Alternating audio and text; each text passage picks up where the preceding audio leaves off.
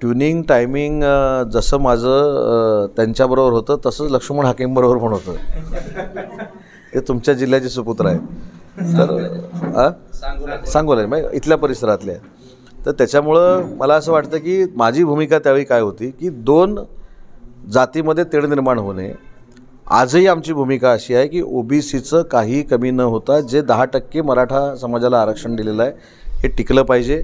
मराठवाड्यातल्या कुणबी नोंदी ज्या आहेत ज्या निजामकालीन आहेत त्यांना सर्टिफिकेट मिळालं पाहिजे.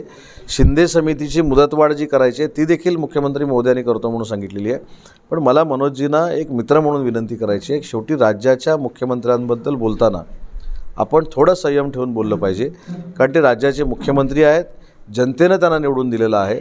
कदाचित रागाच्या भरामध्ये अशा गोष्टी होऊ शकतात, पण त्यांनी संवाद ठेवावा सरकारबरोबर ही मी पहिल्या दिवसापासून भूमिका सांगतो. आंदोलन हे ठीक आहे, आंदोलन केलं हा देखील लोकशाहीतला एक भाग आहे, त्याच्याकडे सकारात्मक आणि आदरतेनं बघितलं पाहिजे.